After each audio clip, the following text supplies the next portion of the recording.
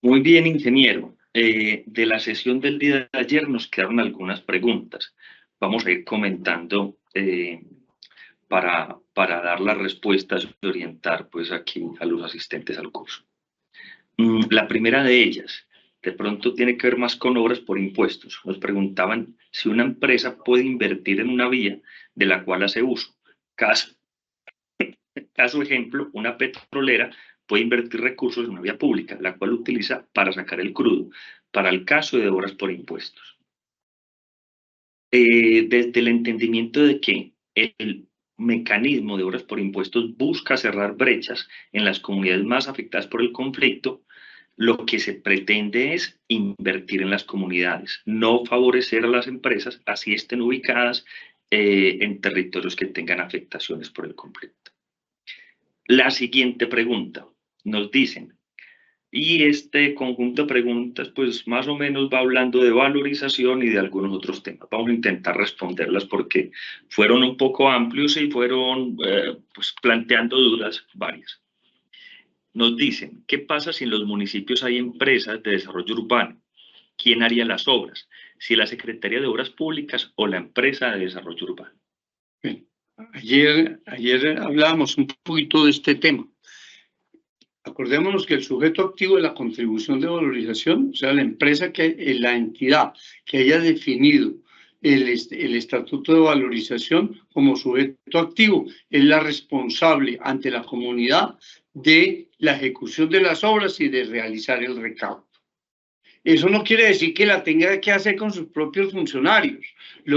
Lo hace a través del sistema de contratación y puede contratar a otra entidad dentro del mismo municipio a través de convenios interadministrativos o puede contratar a particulares para hacer las obras. O sea, ahí es aprovechando el sistema de contratación. Pero lo que tenemos que tener presente es que la responsabilidad de la ejecución de las obras sigue en cabeza de la entidad que sea el sujeto activo del tributo.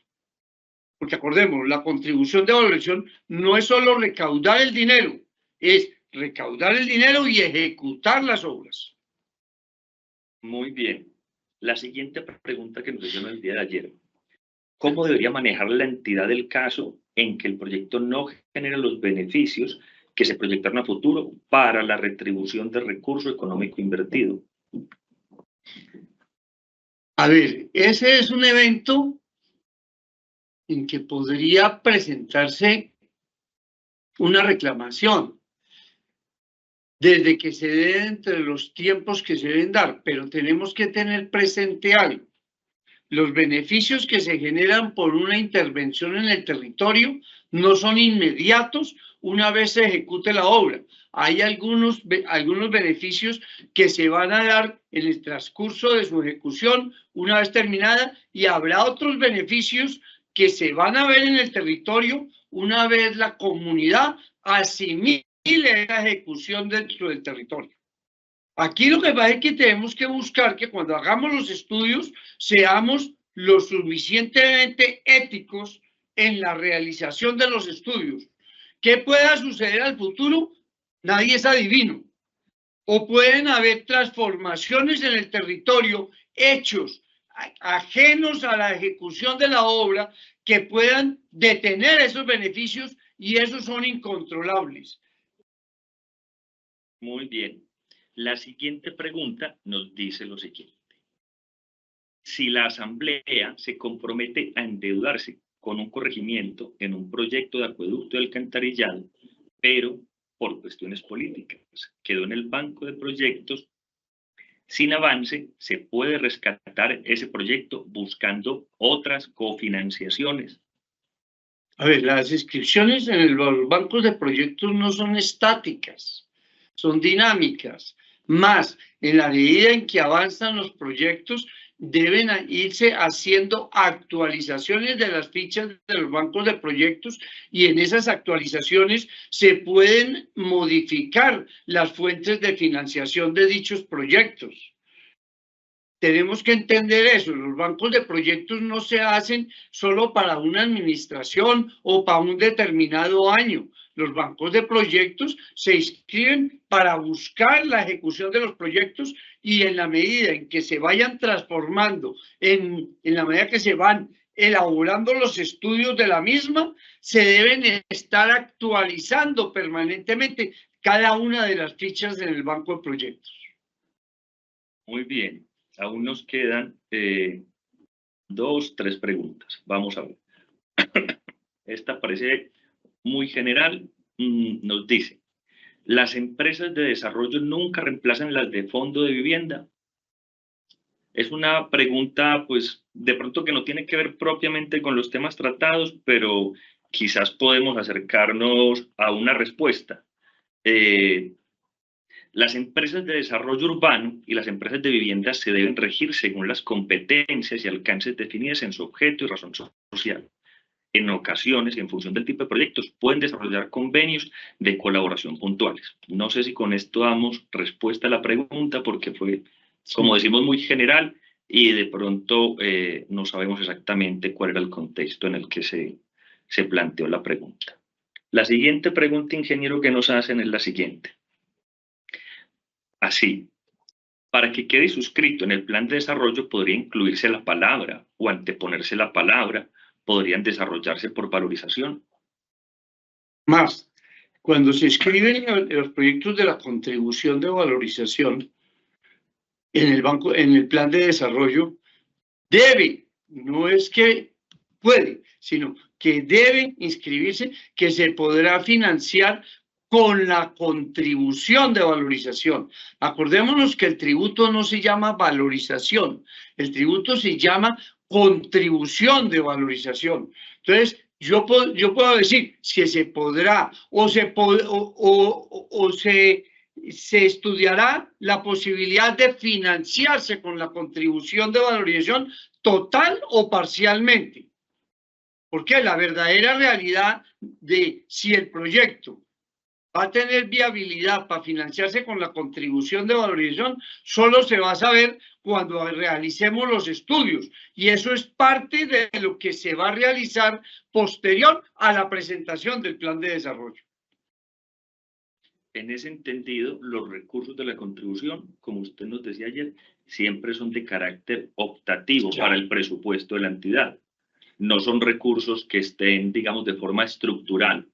Por eso les decía yo ayer, que cuando se inscribe en el banco de proyectos, la idea de las obras que van a ir en el banco en los programas o en los indicadores del plan de desarrollo, no deben colocarse las obras que van a ser financiadas con la contribución de valorización, porque no existe la certeza de que se puedan financiar propiamente. Entonces, por eso se ponen en los recursos optativos o en los recursos opcionales que va a tener el plan de desarrollo. ¿Con qué sentido? De que no afecte los indicadores de manera negativa en el momento de que estos no den su factibilidad. En cambio, si se da su factibilidad y estos proyectos se financian, nos van a mejorar todos los indicadores del plan de desarrollo. Muy bien. Nos dicen otra pregunta aquí relacionada con el tema del banco de proyectos. La pregunta es la siguiente. ¿Cómo se hace para inscribir el mismo proyecto en 3 entidades diferentes para asignación de recursos? ¿El BEPIN cambia? No, es que de todas maneras, de acuerdo a donde vayan a salir recursos para el proyecto debe estar inscrito en esa entidad. Entonces, si va a haber recursos de la nación, del departamento y del municipio, debe estar inscrito en cada uno de los bancos de proyectos de las respectivas entidades. Si no, no vamos a obtener los recursos. Muy bien, y la última pregunta que nos acaba de llegar en este momento nos dice lo siguiente. La comunidad civil también puede participar en estos proyectos, siempre y cuando estén formalizados legalmente como asociaciones, fundaciones o corporaciones, o ser contratados por quien vaya a hacer la obra. A ver, acordémonos, para que respondamos un poco eso. A ver, los recursos de la contribución de valorización no son recursos de la comunidad, son un tributo. Por lo tanto, son recursos públicos. Un proyecto que hace la comunidad pues la comunidad tendrá la manera de recoger sus recursos, pero no se puede utilizar el instrumento de la contribución de valorización para realizar obras de carácter privado. Sí, pues no sé de pronto si damos respuesta a las preguntas en este sentido. De igual manera, pues quedamos hoy ya con el compromiso de terminar el curso. El siguiente tema es participación en plusvalía. Si hay preguntas, al final del curso intentaremos darle respuestas si tenemos espacio de forma verbal y si no por escrito haremos llegar las respuestas. Agradeciéndoles a todos la asistencia al curso, los dejo con el profesor Juan Guillermo, quien además pues, de asesor de valorización es profesor universitario en diferentes especializaciones de la ciudad de Medellín, todas relacionadas con los instrumentos de financiación y captura de valor del suelo. Muchas gracias por su asistencia. Y por eso la figurita que ven ustedes ahí en la pantalla. En mi concepto, la participación en plusvalía es la gran alcancía que tienen los municipios para desarrollar las obras a mediano y largo plazo. Entonces, sigamos siguiendo con la metodología anterior, miramos primero la normatividad correspondiente a la participación en plusvalía. Dicha participación empieza con la Ley 388 del 97, en sus artículos 73 y 90, donde se regula todo el tema normativo desde el nivel nacional para la aplicación del instrumento. Anterior a la Ley 388 existía la Ley 9, que tenía también otro tributo que es similar a lo que es la participación en plusvalía y se denominaba la contribución de desarrollo municipal. ¿Qué sucedió con ese instrumento? Que realmente en Colombia ningún municipio en Colombia hizo uso de él. Entonces lo que hizo la Ley 388 fue, digamos en estos términos, reencauchar ese instrumento, modernizarlo y ponerlo nuevamente en la palestra en la Ley de Ordenamiento Territorial. Después tenemos un decreto que es muy importante, que es el decreto 1788, que nos define los términos que utiliza la Ley 388 para entender con claridad cuál es la definición de cada término. Después viene el decreto 2181 del 2006, el 4065 de los 2008, que son decretos que nos amplían un poco los conceptos que trae la contribución de valorización y cómo es su exigibilidad. Y algo que es importante, viene la resolución del IGAC 620 del 2008, que nos regula y nos reafirma las metodologías de cálculo del efecto plusvalía para la contribución de valorización y nos dice cuáles son los métodos de avalúo que debemos utilizar para realizar los cálculos correspondientes. Después viene la ley 1469 del 2011, que amplía el objeto del cobro de la participación de los proyectos a los macroproyectos de vivienda a nivel nacional y donde nos establece que el gobierno nacional en sus macroproyectos puede modificar la clasificación del suelo y por ende generar efectos de plusvalía, el cual autoriza a los municipios para poder cobrar dicha participación en plusvalía. Después viene el decreto ley 19 del 2012, que es un decreto ley antitrámite, que también regula algunos elementos de la participación en plusvalía, el decreto 1077 de 2015, que como todos ustedes saben, es el decreto que compiló todas las normas sobre el ordenamiento territorial y vivienda, el decreto 2218 de 2015 que da claridad sobre la instrumentación de la participación en plusvalía y tenemos una sentencia muy importante, así como en la contribución de evaluación, en la paridad de plusvalía tenemos una sentencia muy importante, que es la sentencia C035 de 2014, en la que nos exige que se notifique personalmente la participación en plusvalía.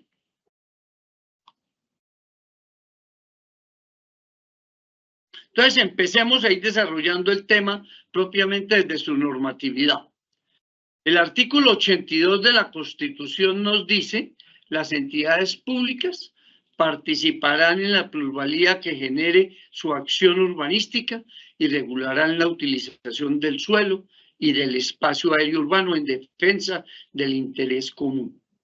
Aquí sobre este artículo yo siempre he tenido un interrogante, y es ¿por qué este artículo no se aplica en Colombia? Si nosotros vemos ahí, en el texto del artículo de la Constitución, ese es un artículo que es optativo. Aquí nos dicen, las entidades públicas podrán participar. No, nos dicen participarán. Es una orden tajante. Entonces nosotros en Colombia, ¿por qué no lo hacemos? Ese es un interrogante que les dejo sobre la mesa, para que cada uno lo evalúe. Porque es que es claro, la orden que da la Constitución es tajante. Las entidades públicas participarán en la plusvalía. Si no, se está generando un beneficio a terceros cuando se aplica, se expide un POT.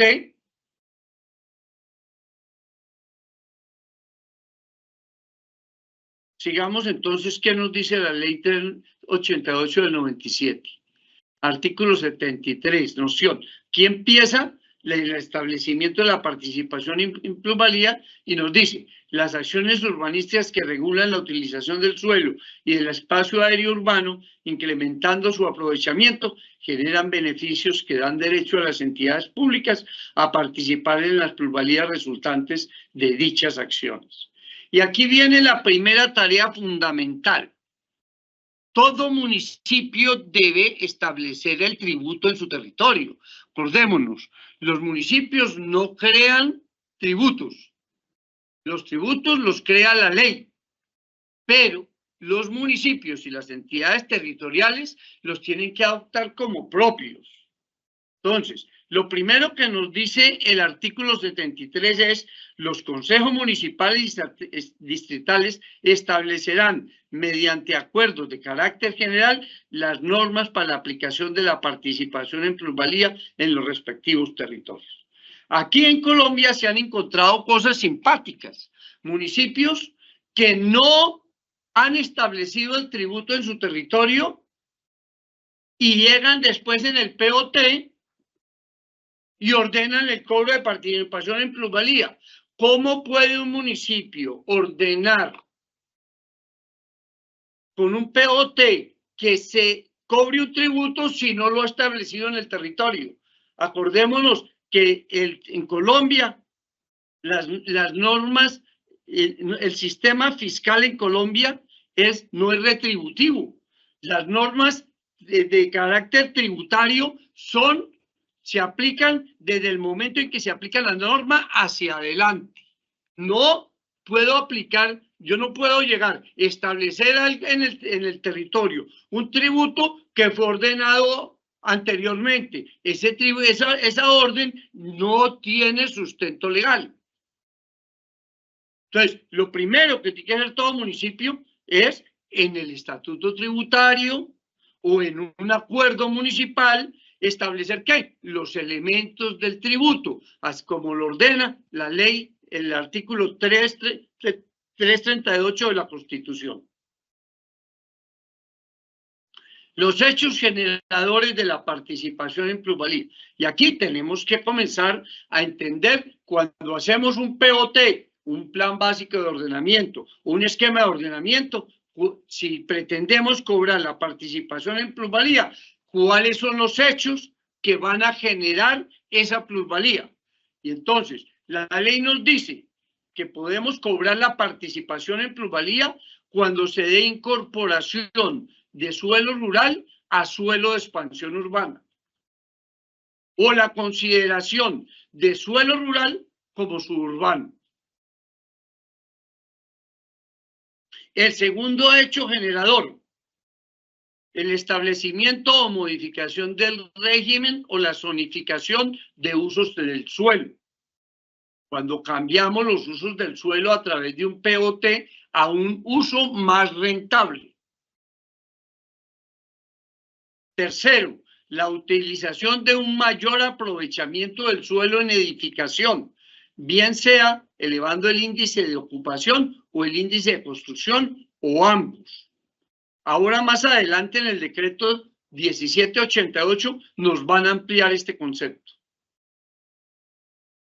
Y el artículo 87 nos regula, nos dice que también se puede cobrar la participación en plusvalía por obra pública. Y aquí tenemos que distinguir algo. Cuando yo cobro contribución de valorización por una obra pública, estoy cobrando el costo de la obra o parte del costo de la obra. Cuando yo cobro la participación en plusvalía por la construcción de una obra de interés público, yo voy a cobrar parte del efecto plusvalía que está generando esa obra en los inmuebles. Y específicamente relacionado con el incremento en el valor del suelo, no en el valor del inmueble, sino en el incremento en el valor del suelo, o sea, del terreno. ¿Y qué nos dice a renglón seguido? Y esto es algo que a veces también en los POTs no somos claros. Nos dice la norma, en el mismo plan de ordenamiento territorial o los instrumentos que lo desarrollen, se especificarán y le limitarán las zonas o subzonas beneficiarias de una o varias de las acciones urbanísticas contempladas en este artículo, las cuales serán tenidas en conjunto o cada una por separado para determinar el efecto plusvalía y o los derechos adicionales de construcción y desarrollo cuando fuere el caso. Entonces, los pasos. Primero tengo que establecer el tributo, después viene el POT y en ese POT debo decir si ese POT o el esquema básico de ordenamiento o el plan básico de ordenamiento espera cobrar participación en plusvalía, debe establecer los polígonos donde espera cobrar esa participación en plusvalía.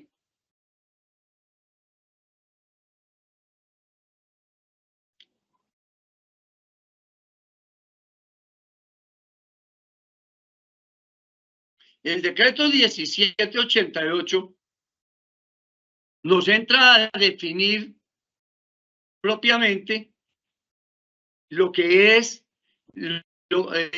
las definiciones que nos trae la ley de ordenamiento para tener claridad. Si nosotros recordamos el tercer hecho generador de la participación en plusvalía, nos decía autorización de un mayor aprovechamiento del suelo y nos hablaba de modificación del índice de ocupación y construcción, y no es solamente eso. ¿Qué nos dice como mayor aprovechamiento? La definición concreta que tenemos que tener en cuenta. Nos dice, es el número de metros cuadrados de edificación autorizados por la norma urbanística en un predio. ¿Por qué digo esto que es importante? Porque el número de metros cuadrados de edificación utilizados por una norma en un predio no solamente dependen del índice de construcción y del índice de ocupación. Yo lo puedo definir con la altura de las edificaciones y el índice de ocupación. O lo puedo definir también utilizando la densidad. Entonces hay diferentes indicadores que nos ayudan a definir el número de metros cuadrados máximos que se pueden realizar en un predio. Y por eso el decreto 1788 buscó que esa definición quedara clara para la definición del hecho generador. Entonces, volvamos a repetir, mayor aprovechamiento del suelo, ¿qué es? Es el número de metros cuadrados de edificación autorizados por la norma urbanística en un predio. Esta definición fue modificada por el decreto 2181 de 2006, en el cual estableció un aprovechamiento del suelo básico y uno adicional. El básico es el que utilizamos para calcular el efecto plusvalía. ¿Por qué? Porque el adicional, las entidades, los municipios lo venden. Entonces, si ya el constructor está comprando ese derecho adicional, no tiene sentido que le cobremos efecto plusvalía por ese mayor aprovechamiento adicional. Entonces, el estudio del efecto plusvalía lo vamos a hacer sobre el número de metros cuadrados de edificación autorizados por la norma como aprovechamiento básico. El cambio de uso también nos define qué es cambio de uso y nos dice, es la autorización específica para destinar los inmuebles de una zona a uno o varios usos diferentes a los permitidos bajo la norma anterior. En esto tenemos que tener mucho cuidado en su aplicación, porque acordémonos que los POTs o los ordenamientos territoriales nos definen uso principal, uso complementario, uso restringido y usos prohibidos. Si yo con una nueva norma coloco un uso que estaba complementario, estoy autorizando un nuevo uso.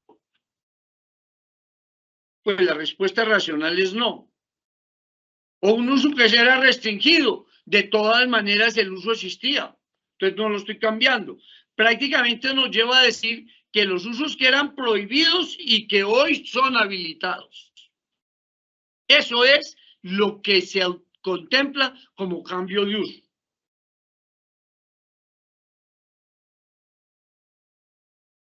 Y nos trae una definición que es fundamental para todo este proceso, porque esto trajo muchas confusiones.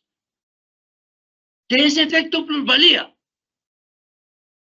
Para que no hayan dudas, es el incremento en el precio del suelo. Eso es el efecto plusvalía. No es el incremento en el valor de los inmuebles. Es el incremento en el precio del suelo.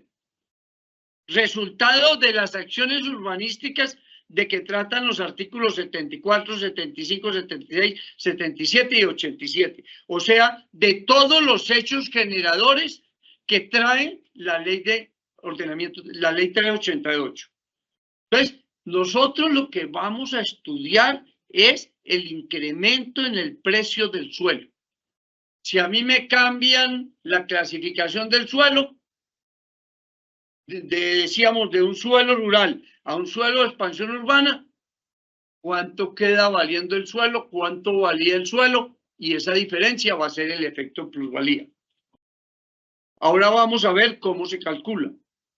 Lo mismo con cada uno de los hechos generadores. Si yo tenía un uso principal en vivienda y pongamos que no existían usos complementarios ni restringidos, todo vivienda, y traigo incremento con un nuevo P, un cambio de uso comercial, ¿qué efecto tiene en el valor del suelo? No en el valor de los inmuebles. Es ¿qué efecto tiene eso en el valor del suelo? Lo mismo con un mayor aprovechamiento. Si a mí me permitía construir, hablemos en resumen, 3 pisos, y después viene la nueva norma y me permite construir 10 pisos, ¿qué le pasa al valor del suelo? Y lo mismo con la obra pública. Si yo hago una obra pública, ¿qué le pasa al valor del suelo? No ojo, no el valor de los inmuebles, al valor del suelo. Y aquí viene una diferencia, en el caso de la obra pública, muy importante con la contribución de valorización. Porque la contribución de valorización por beneficio local o directo, estudia el incremento en el valor de los inmuebles. No solamente en el suelo, como es la participación en plusvalía.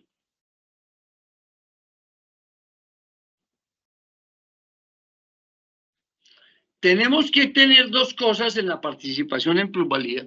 Y una cosa es cuando se da el hecho, o sea, la norma habilitante, cuál es el hecho generador, y otra cosa es cuando se exige el cobro del tributo, o sea, cuando es obligatorio pagar. Son dos eventos en tiempos distintos. Entonces, ¿cuándo se exige el tributo? Cuando el propietario realiza alguna acción con su inmueble. Entonces nos dice, cuando se hace una solicitud de licencia de urbanización o construcción. Entonces, para los hechos generadores, 1, 2 y 3. O sea, para todos los hechos generadores, en otras palabras. Entonces, una persona solicita una licencia de construcción, va a tener que pagar la participación en plusvalía, si no, el curador urbano donde hay curadurías o el director de planeación en los municipios donde no hay curadurías, solo le puede entregar la licencia de construcción a la persona si ha cancelado la participación en plusvalía. Cuando se da un cambio efectivo en el uso del inmueble. O sea, cuando el uso real cambió. No que la norma dijo que podía hacer un uso nuevo, sino en el momento en que la persona lo cambia. Y aquí tenemos una manera, algo conflictivo para el Estado, para cobrar el cambio de uso. ¿Por qué? Porque para aplicar un uso en un territorio, no hay que pedirle permiso a nadie. Yo lo que tengo que estar es autorizado en el POD. Ese uso debe estar autorizado en el POD. A usted nadie le va a dar permiso de establecer un uso, un establecimiento de comercio. Esas autorizaciones ya no existen. Eso hace muchos años que fueron derogados esos permisos. Entonces, ¿qué le sucede hoy al Estado? Que para establecer el cambio de uso, la norma dice que si yo voy a cambiar un uso en un inmueble, debería informar a la oficina de planeación que voy a cambiar el uso del suelo. No es pedirle permiso a la oficina de planeación, sino que yo le informo que voy a cambiar el uso del suelo. Pero ¿qué nos hemos demostrado las ejecuciones? Que nadie informa a planeación del cambio de uso. Entonces, ¿qué le toca al Estado? Estar como un policía, recorriendo el territorio a ver quién cambia de uso.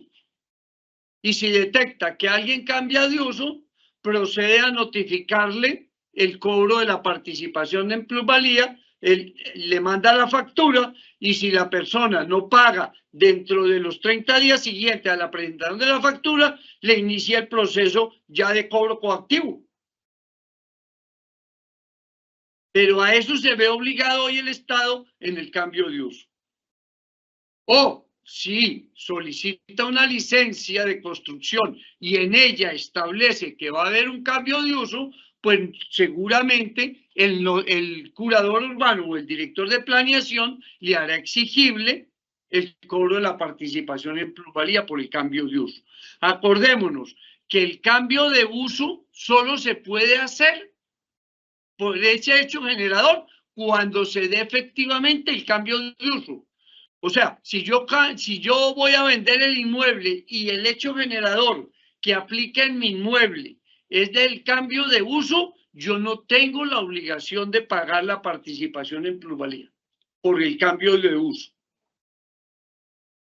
Es solamente yo pago, se me hace exigible el cobro de la participación en plusvalía por el cambio efectivo del uso del inmueble cuando yo haga uso de esa norma.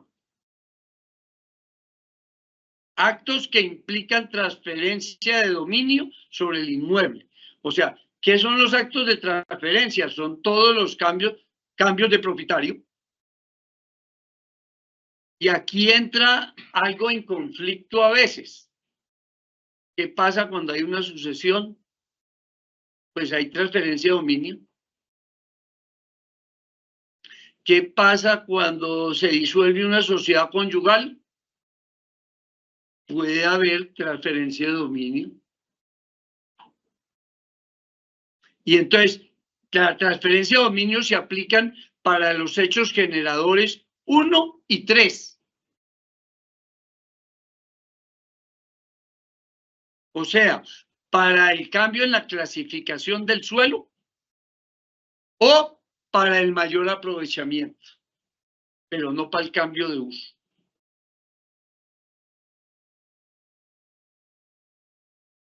O mediante la adquisición de títulos valores representativos, que en Colombia hoy sigue siendo letra muerta. Eso no ha aplicado todavía en Colombia. Nosotros no hemos podido todavía establecer en Colombia los títulos valores realmente, porque lo que busca la norma aquí es que podamos llevar títulos valores que puedan ser vendidos en bolsa. Nosotros no, en Colombia no hemos podido llegar a eso. ¿Qué nos dice la norma adicionalmente en la exigibilidad? Se podrá exonerar del cobro de la participación en plusvalía en los inmuebles destinados o a los predios destinados a vivienda de interés social.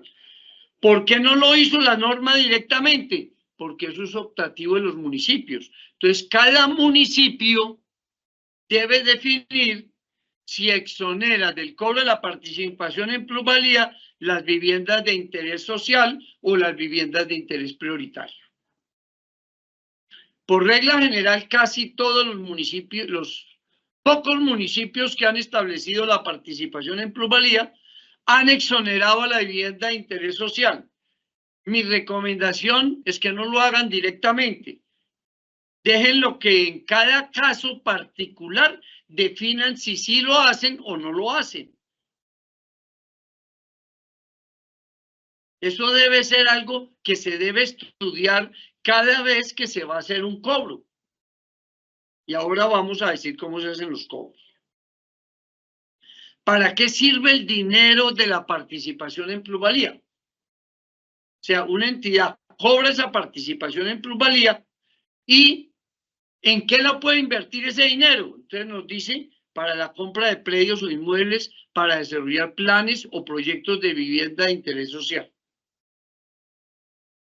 Con esto empezó la ley. Después le fueron agregando cositas en el Congreso.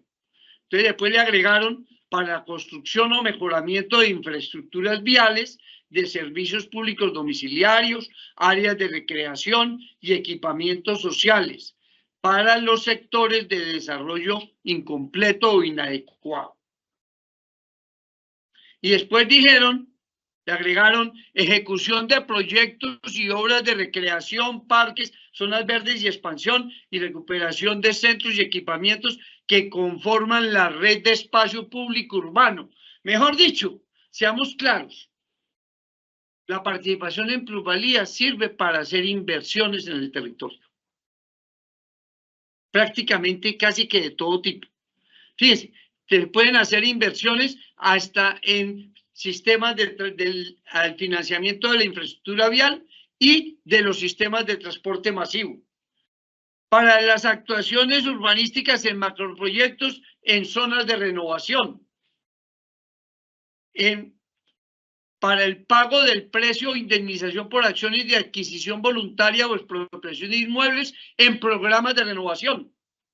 Más, hasta para el fomento cultural se puede utilizar la plata de la participación en plusvalía.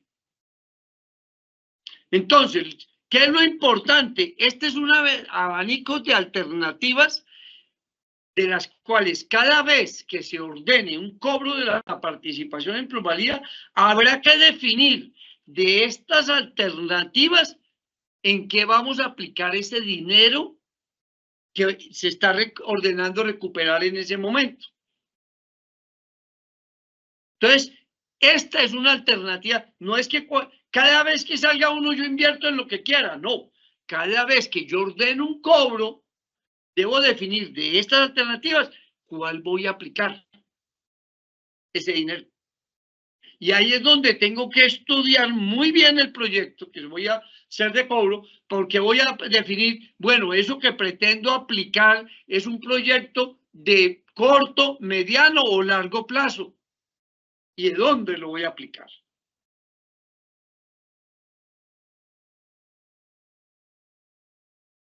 La norma nos dice adicionalmente otros elementos ya en la ley 1079, que son dos hechos que son muy importantes, que a veces, pues digámoslo ya, últimamente no le hemos dado la suficiente importancia en algunos sitios que donde se han ordenado cobros de participación en plusvalía, donde están haciendo cobros y no se está aplicando exactamente lo que dice la norma.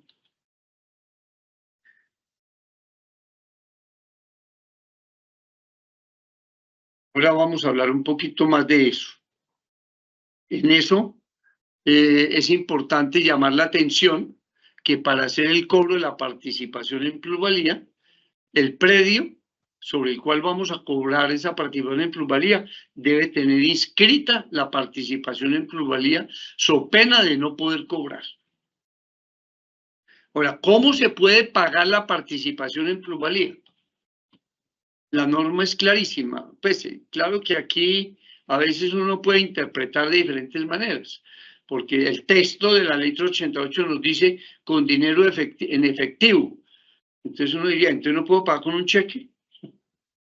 Sería como broma, pero no, dinero efectivo, pues yo debo pagar de contado, en otras palabras. Pero también existen otras formas de pago, pagando con una porción del previo objeto de la misma. O sea, yo tengo un objeto, yo tengo un cobro de participación de plusvalía sobre un predio, entonces le puedo pagar al Estado con parte del predio que es objeto de la participación en plusvalía. Y si lo hago de esa manera, el Estado le hace un descuentico del 5%. Si al Estado le interesa esa porción del predio.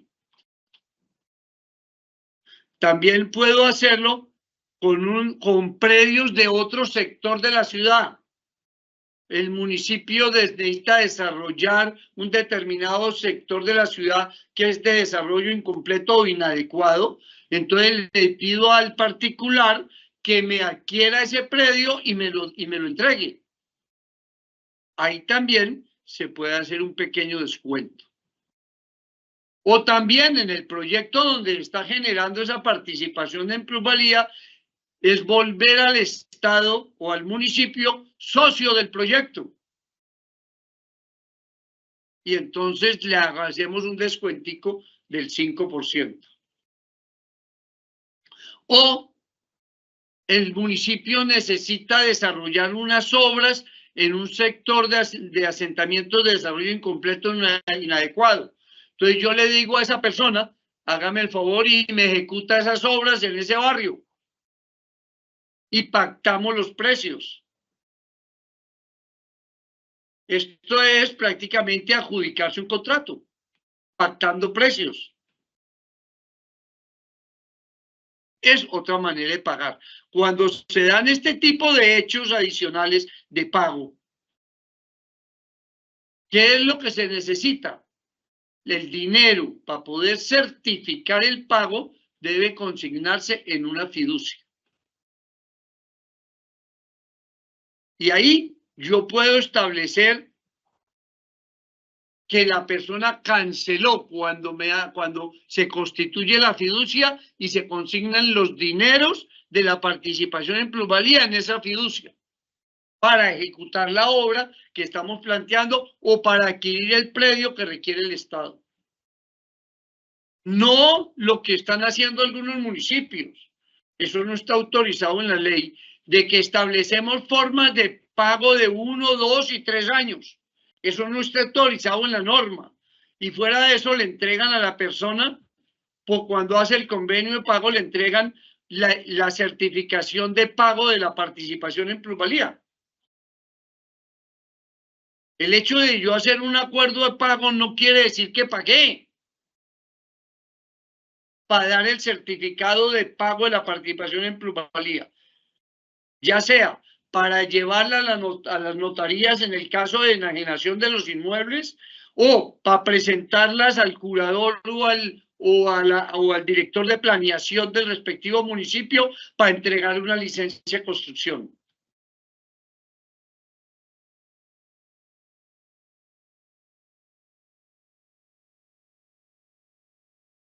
¿Cómo se realizan los cálculos? Acordémonos lo que decíamos la vez pasada, ayer. El cálculo de la participación en plusvalía es un tributo que está arreglado. No es que, ¿cómo me invento yo la manera de calcularlo? No, eso está regulado en la norma. Y la norma es la que me dice cómo se hacen los cálculos.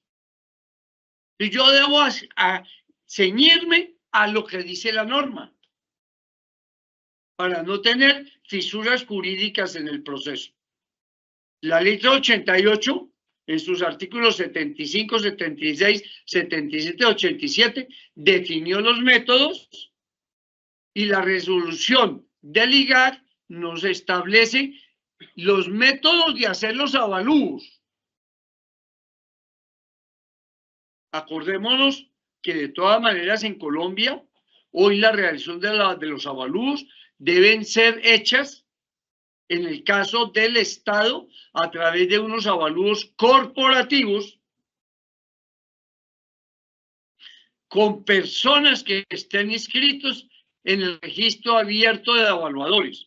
Y si estamos haciendo el cálculo del efecto plusvalía, estos son unos avalúos que sus evaluadores deben estar inscritos en avalúos especiales, en avalúos urbanos y en avalúos rurales.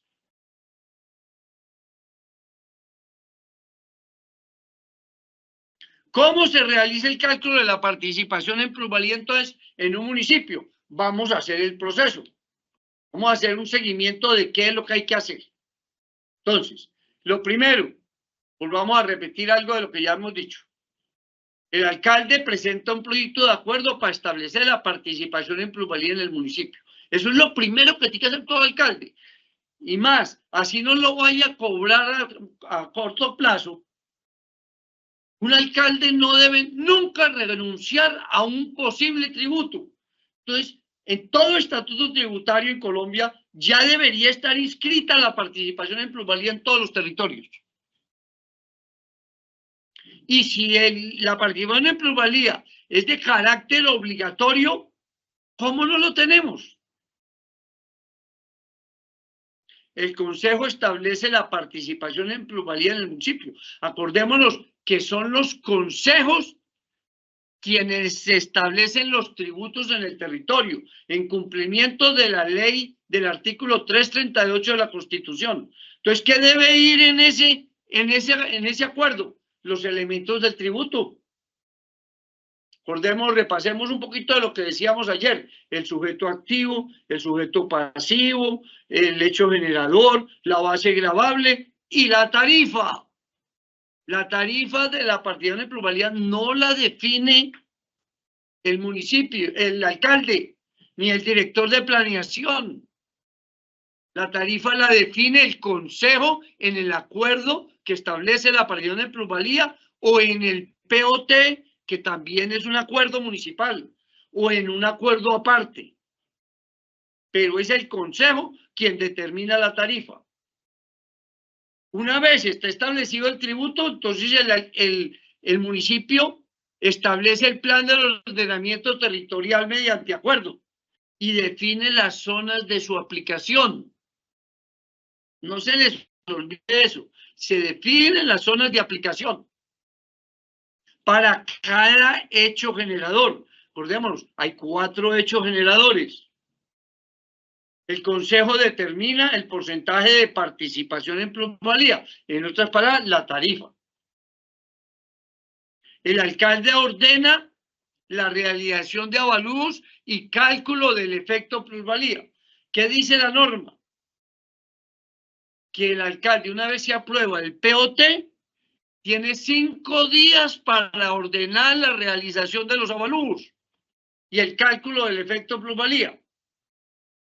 en varias sentencias, cuando se ha alegado este tema, porque prácticamente, para ser francos, casi ningún municipio cumple con que el alcalde ordene realizar los estudios a los 5 días. Pero las sentencias que han dicho que esos plazos no son perentorios y que no son perentorios y que no son preclusivos, o sea, no es que si no lo hace, ya no lo puede hacer, lo puede hacer posteriormente. Eso no quiere decir que no pueda haber una entidad de control que llame la atención al alcalde por no haber ordenado el cálculo del efecto plusvalía. Entonces, se contratan los avalúos, ¿con quién? La norma nos dice que esos avalúos deben contratarse con el IGAC, con los catastros descentralizados, en cumplimiento del decreto 1420 del 98. El decreto 1420 del 98 es la norma que establece los parámetros con que se deben hacer los avalúos para el Estado.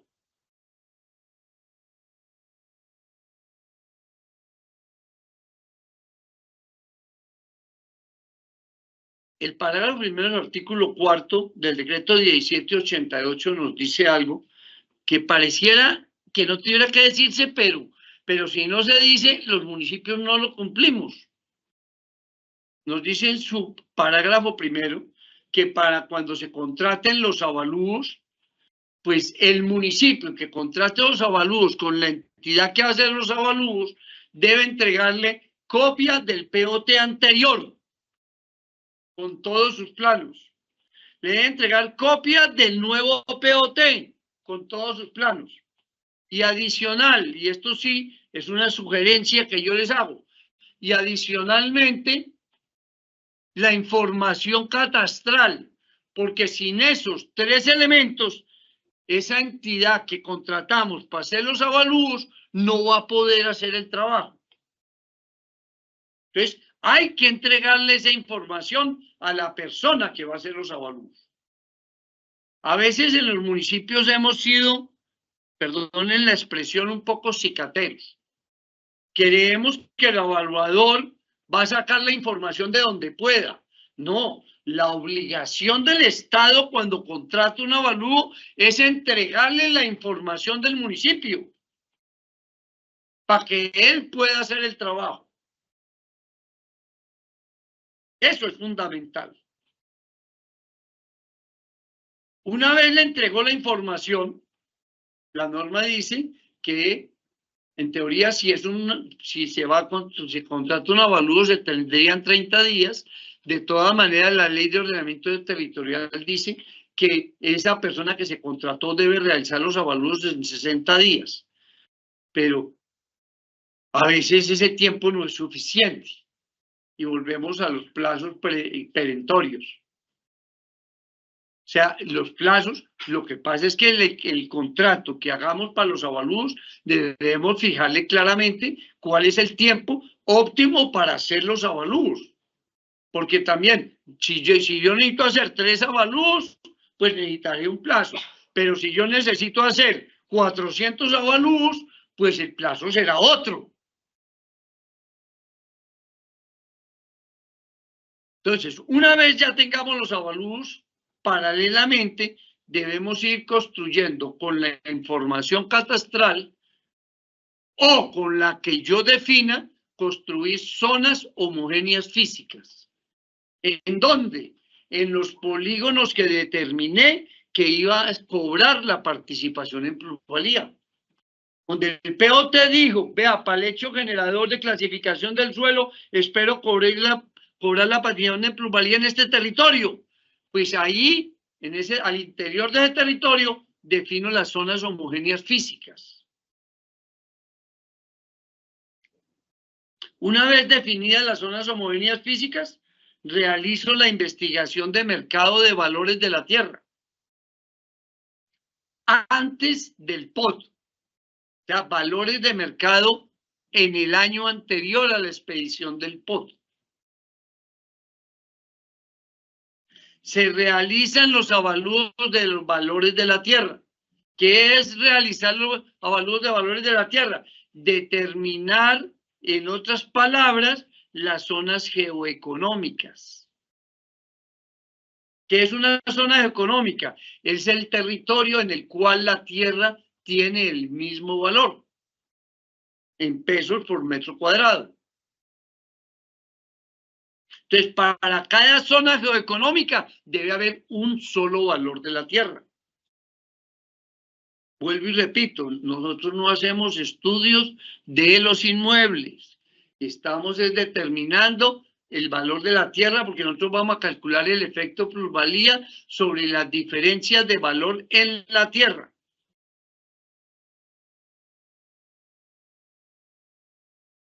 Y ya determiné el primer valor. Ahora, cuando ya determiné el primer valor, necesito volver a construir zonas homogéneas físicas con el nuevo POT, porque si la norma me cambió, las zonas homogéneas físicas que yo tenía antes del POT no me van a servir. Tengo que construir nuevas zonas homogéneas físicas. Y con las nuevas zonas homogéneas físicas voy a estimar con los métodos que definió la evalúa del IGAC cuánto vale la tierra con la nueva norma y a la fecha de la nueva norma.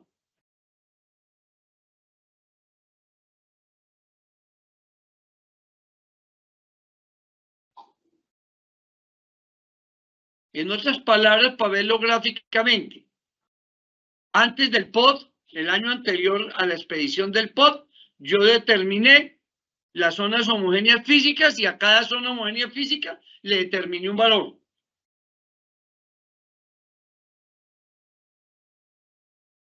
El nuevo POT se construyó en las zonas homogéneas físicas para cada hecho generador. O sea, con la nueva norma hay que hacer las zonas homogéneas físicas para cada hecho generador.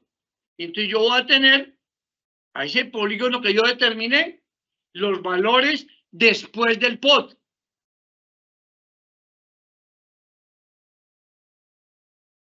¿Qué hago después? Como los dos avalúos están hechos en fechas distintas, debo igualar los valores a la misma fecha. Para eso se usa una indexación con el IPC. Y cuando ya haga la indexación y tengan los dos avalúos a la misma fecha, entonces simplemente hago una resta. Y eso es el efecto plusvalía. Gráficamente, lo vemos acá. Cojo los dos planos que tenía, indexé los valores a la fecha después de la norma, o sea, donde yo tenía que valía 100 pesos, queda valiendo 110 con el IPC, y lo intersecto con el valor de la nueva norma.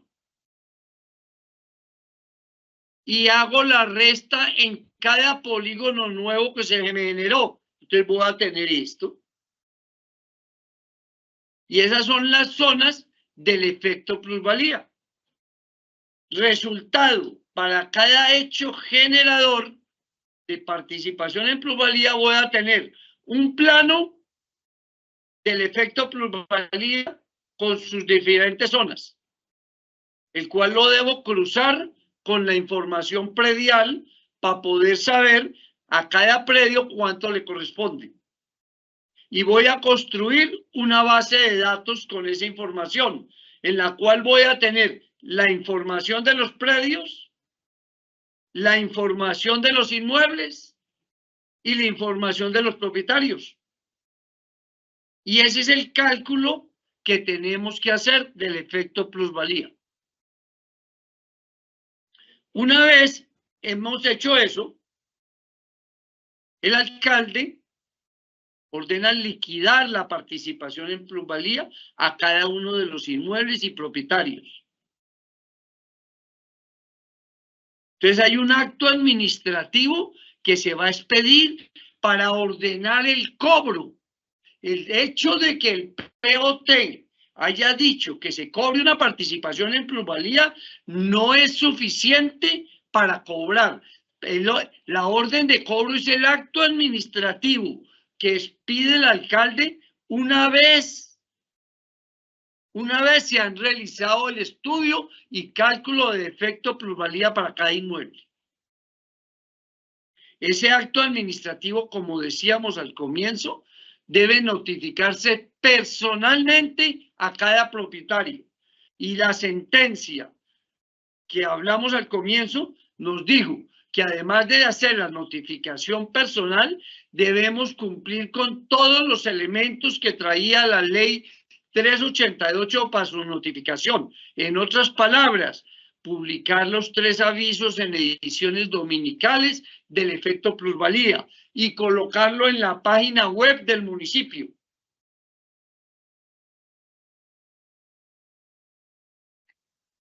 Cumplido ese término, si la gente no se presentó a la notificación personal, pues deberé fijar el edicto en la alcaldía para cumplir los trámites de la notificación que obliga el CEPACA. Y ahí entonces cada uno con echa su notificación, procede el recurso de reposición, que tiene 10 días después de su notificación.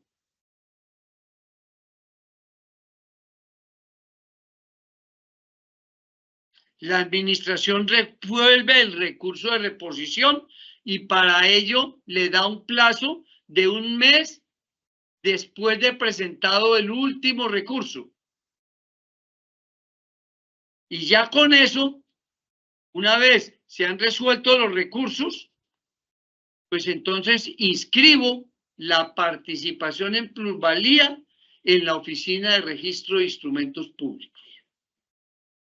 Acordémonos, si yo no inscribo la participación en plusvalía de este acto que ordena el alcalde, el cobro, yo no puedo facturar la participación en plusvalía. O sea, si yo en un certificado de tradición y libertad de un inmueble no tengo inscrita la participación en plusvalía, no, el municipio no me la puede facturar.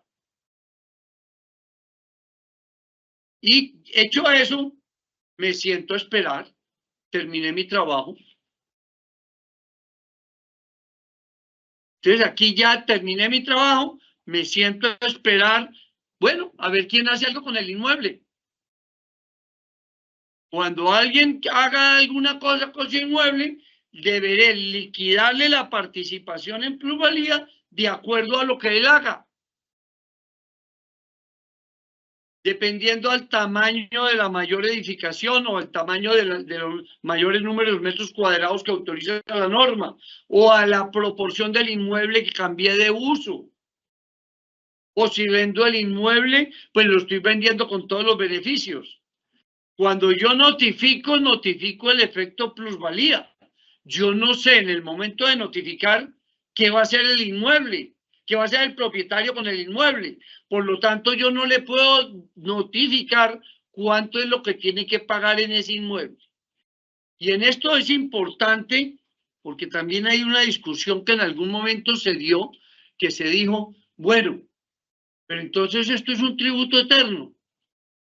Y en Colombia los tributos eternos dizque no existen. Pero a eso se pidió un concepto con respecto a eso, y realmente el tributo, ¿cuándo nace? Propiamente a una persona, cuando la persona realiza una acción con su inmueble. Entonces a mí me puede aparecer una persona después de 50 años de ordenado el cobro de la participación en plusvalía, y a los 50 años va a tener que pagar la participación en plusvalía. ¿Cómo? El valor liquidado en la fecha que se expidió el acto administrativo indexado con el IPC. Eso es lo que tendrá que pagar la persona.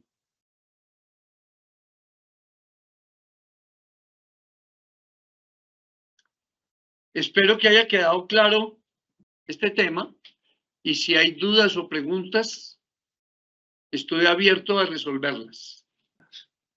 La primera de ellas, ¿la plusvalía se pagaría una sola vez o cada vez que el bien cambie de propietario?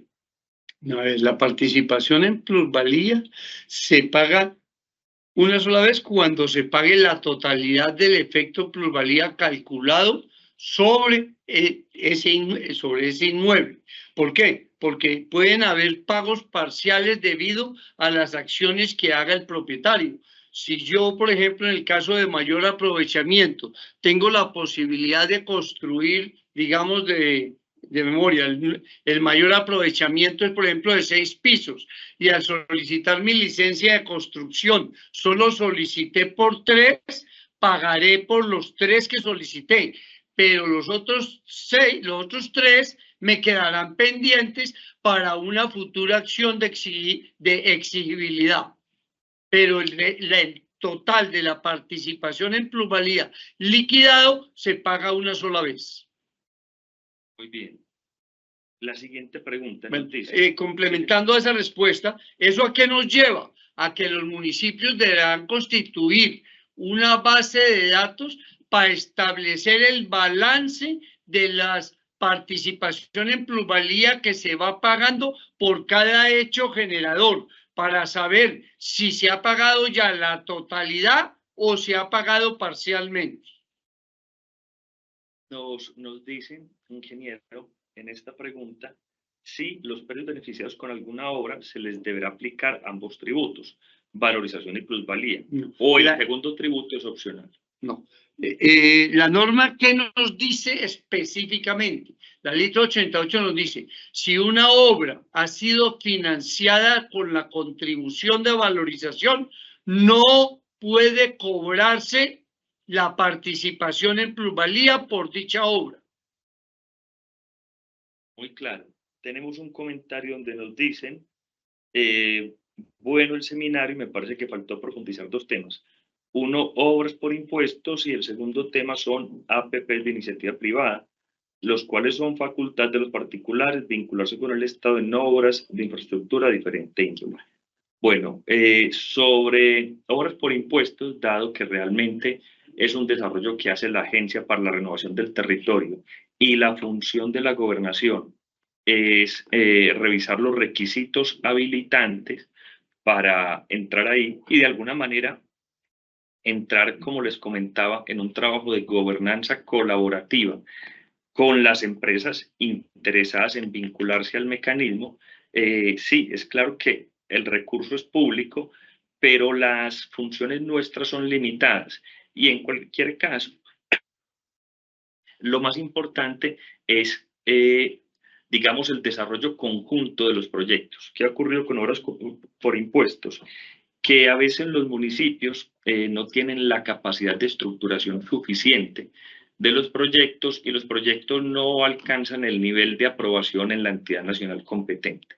Entonces, entendiendo que es un trabajo conjunto, nos hemos acercado a ProAntioquia y ProAntioquia se ha acercado a nosotros para llevar en una mesa de trabajo las propuestas de los diferentes proyectos y ofrecerlas a las entidades de carácter privado que se quieran vincular, toda vez que son sus impuestos los que acaban pagando la obra. Desde ese entendimiento creemos que es un trabajo pues con la ART y esperamos pues desarrollarlo en el espacio con la ART más adelante.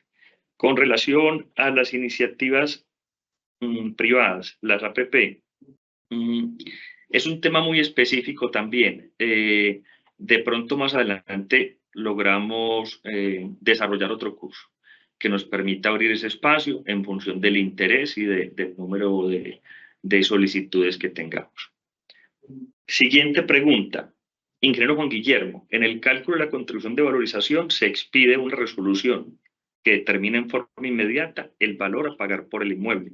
En el cálculo del efecto plusvalía, esto no ocurre. A ver, digamos que la afirmación tipo pregunta es correcta.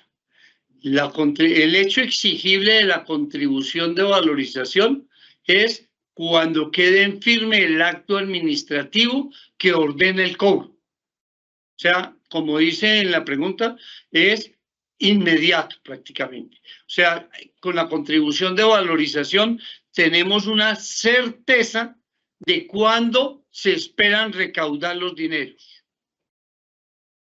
En la participación en plusvalía hay que distinguir la expedición del acto administrativo y la firmeza del acto con el hecho exigible. O sea, la firmeza del acto no determina cuándo es exigible el tributo. El tributo es exigible cuando el propietario realiza una acción con su inmueble. En ese momento es que lo hace exigible. ¿Qué hechos? O enajena el inmueble, o solicita una licencia de construcción, o solicita o realiza un cambio de uso del inmueble cuando esté envuelto en alguno de los hechos generadores de acuerdo con lo que hablamos, lo que establece la exigibilidad. Entonces, la exigencia del pago del tributo en la participación en plusvalía nos lleva a una incertidumbre de cuándo se va a pagar dicho tributo. ¿Por qué? Porque depende del propietario, no depende de las acciones directas del Estado. De pronto ampliando ya esa pregunta, ante esa incertidumbre, yo podría, digamos, vincular los recursos de la plusvalía a una hipotética como entidad pública, digamos, pignoración sobre un valor futuro.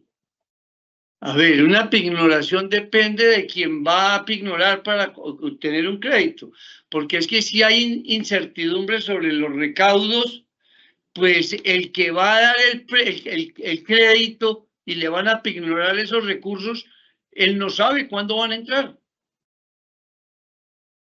O sea, la naturaleza misma... Habrá que estudiar el riesgo financiero en ese caso.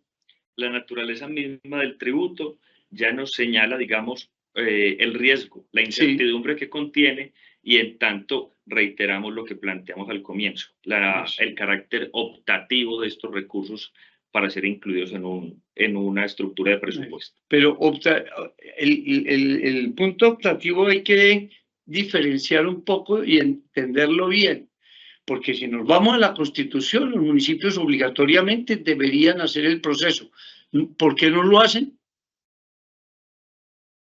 O sea, optativo no es que no lo establezcan, optativo es cuando va a entrar la plata. Entonces hay que aprender es a ser inteligente en la aplicación del instrumento, porque aplicar el instrumento en un territorio donde no hay movimiento inmobiliario, ni hay nuevas edificaciones, ni hay transformaciones, pues la incertidumbre va a ser mucho más grande a donde realmente se esté presentando un mercado inmobiliario activo. Entonces, para la aplicación directa de la participación en plusvalía, debemos estudiar muy bien el territorio para saber cómo aplicarlo. Muy bien, muy claro, ingeniero. Nos dicen, el aumento del valor del precio del suelo directamente el valor del bien inmueble que se ubique sobre él, en caso que no, un ejemplo. Pues estoy leyendo la pregunta tal cual, no, pronto la redacción es, en fin, interpretemos con buena voluntad la pregunta. A ver, el valor de un inmueble se puede expresar como valor del terreno y valor de las mejoras que existan sobre el terreno. Si yo analizo el conjunto, si se incrementa el valor del suelo, se va a incrementar también el valor del inmueble, pero no en la misma proporción. Eso es lo importante.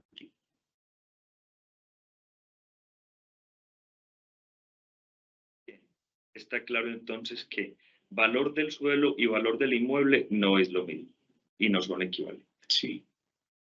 Nos preguntan lo siguiente. Buenos días, mi pregunta es, o sea, así, yo voy a hacer una construcción y tengo toda la documentación, pero decido venderlo. ¿Qué pasaría a otra persona para realizar la documentación? No acabo de entender el fondo de la pregunta. Supongo que desiste tiene la licencia de construcción, tiene una venta con licencia, pero no se ha materializado el hecho. Sí, no, por eso. Yo ya tengo la licencia. Usted, para obtener la licencia, en teoría debió haber pagado la participación en plusvalía. Pero, ¿qué es lo que pasa? Cuando yo tengo un predio sobre el cual tengo un proyecto con licencia, es un proyecto que tiene una mejora aprobada por desarrollar. Pues eso tiene un valor adicional incrementado que es, digámoslo, un intangible, que habrá que evaluar cuánto corresponde al valor de ese predio esa mejora. Ya en el negocio, en la venta. En el negocio propiamente que se va a realizar. Entonces ahí hay un intangible, es que tiene licencia de construcción para una determinada construcción. Habrá que ver si la persona, y eso le trae una mejora a ese predio, indudablemente. Habrá que valorar en cuánto se valora ese intangible. Sí, para ese negocio en particular. La siguiente pregunta nos dice, si el predio no tiene matrícula real de dominio, o sea que está en posesión, entonces, ¿cómo lo facturo? Supongo que es una pregunta que viene desde algún municipio. Ahí viene el punto que les decía hoy. Sí, para poder facturar, necesito que esté inscrito en el folio de matrícula inmobiliaria. ¿Cómo queda entonces el inmueble? Si tiene usted una posesión, pero el término jurídico exacto, perdón, yo soy ingeniero, eso se llama, no, eso se llama ay, se me fue el término. A ver, una posición no formal, o sea, yo no tengo título sobre ese predio, no voy a tener matrícula inmobiliaria. Difícilmente le podrán cobrar la participación en plusvalía porque no hay dónde inscribirlo. Sí, primero tendría que surtirse un proceso de regularización de predio. Exactamente. Sí, por eso es tan importante, y aquí hacemos, digamos, el inciso, el trabajo conjunto con el gestor catastral en la actualización catastral de los municipios. Toda vez que tenemos pues un catastro bastante desactualizado en el departamento, que es lo que en última instancia es el insumo básico para el impuesto predial. Esa labor pues nos permite tener un mayor y mejor recaudo de los tributos para ser reinvertidos pues en el territorio. La siguiente pregunta. Buenos días. Si existe un predio con plusvalía y está por proindiviso y hay un solo propietario que quiere pagar la cuota de su ocupación, los demás propietarios no están dispuestos a cancelar el valor de la plusvalía. En este caso, ¿qué se hace? ¿Se puede cancelar solo o el porcentaje por propietario o debe ser en la totalidad? La participación.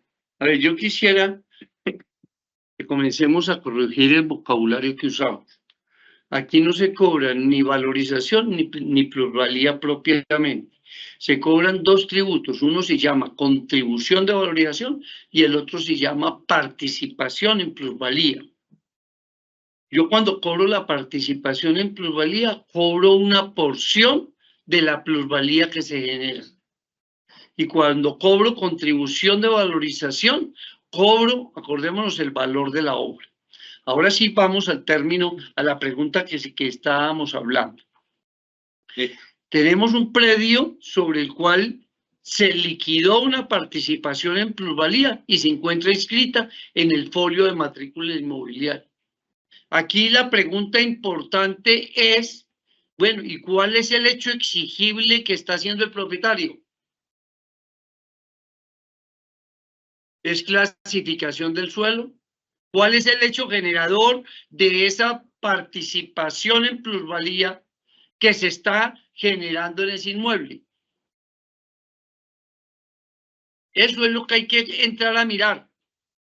¿Es de un mayor aprovechamiento? ¿Es de un cambio de uso? Porque en cada caso es distinto. Y el tamaño de la intervención también es distinto. o se está vendiendo el inmueble el inmueble.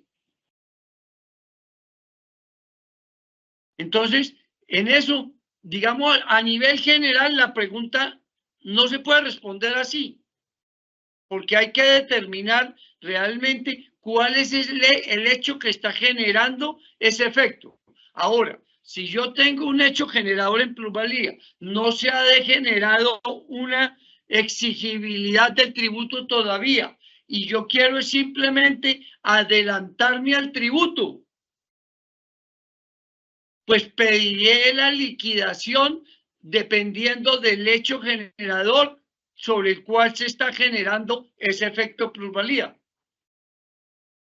Te pediré la liquidación y lo que voy a hacer es un adelanto al tributo que tendría que pagar el día que haga un hecho exigible. No sé si con esto le respondí la pregunta completamente, pero sí la pregunta le faltan elementos para poderla concretar. Muy bien, nos quedan un par de preguntas más para terminar. Nos dicen, buenas, una pregunta si me pueden ayudar a resolver esta duda. ¿Una alcaldía de un municipio puede comprar predios en otro municipio diferente? Perfectamente, no tiene, es que es otro, puede ser otro propietario. Pongo un ejemplo, el municipio de Medellín tiene predios en el municipio de Envigado. El relleno La Pradera, por ejemplo. Pues no sé si lo habrá adquirido el municipio de Medellín, pero yo sí tengo certeza de que una faja del río donde está el metro en el municipio de Envigado es propiedad del municipio de Medellín. Sí. En principio sí, habría pues como muchas de estas preguntas, habría que entender el contexto y quizás el caso de estudio para ver de qué se trata el tema puntual, pero así en términos generales sí es posible. Última pregunta. ¿Cómo se debería abordar el tema de predios que han invadido parte de la franja propiedad de la vía y que lleva años con esta invasión sin que se haya hecho algún tipo de actuación anteriormente para recuperar este espacio? Uy, a ver esa pregunta. Bueno, se sale un poco de todo el tema que estamos manejando aquí, es un tema que es más del orden policivo. Entendemos que este es un servicio que le está prestando la gobernación a las alcaldías.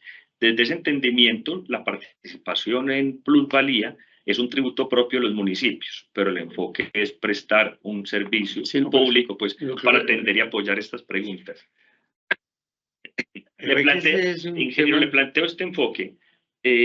Realmente es el alcalde quien debe convocar a la policía para desalojar los bienes públicos, ¿sí? Parques, plazas o demás, cuando estos han sido invadidos. Lo que pasa es que eso tiene una reglamentación, tiene unos tiempos, dependiendo de los tiempos que lleve la invasión, hay diferentes acciones, o habrá que llegar hasta un proceso de reivindicación del inmueble.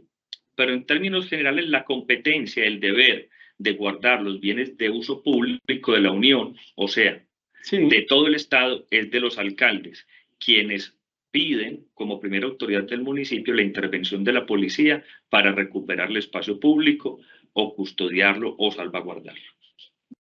A ver, depende también del nivel de la vía. Si la vía es de nivel nacional, si es del nivel departamental o si es de nivel municipal. O sea, la pregunta es, me he dicho, es para todo un seminario. Muy bien. Les agradecemos a todos. Primero al ingeniero Juan Guillermo, pues por su experticia y su acompañamiento en general, a todo el departamento de Antioquia, a todos ustedes por asistir a los diferentes módulos del seminario. También les dejamos pues el correo electrónico de contacto para que nos manifiesten su interés en asistir a otros cursos. Nos mencionaron obras por impuestos o estructuración de APP, en fin. Y en función del número de solicitudes, pues evaluaremos la posibilidad de brindar estos cursos. Sin más, ingeniero. No, ya como para rematar, esperando con todos estos cursos, de que les haya quedado a ustedes una semillita, porque en estas charlas pues no se abordó todo el tema, pero que sí por lo menos les hayamos dejado una semillita que a ustedes los impulse a seguir estudiando estos temas, porque para serles totalmente franco, estos son unos temas que así lleven, en el caso de la contribución de evaluación, más de 100 años, todavía tiene mucho por desarrollarse en ellos. Entonces, es un tema que tenemos que seguir estudiando entre todos. Nuevamente, muchas gracias y aquí seguimos con Antioquia Firme.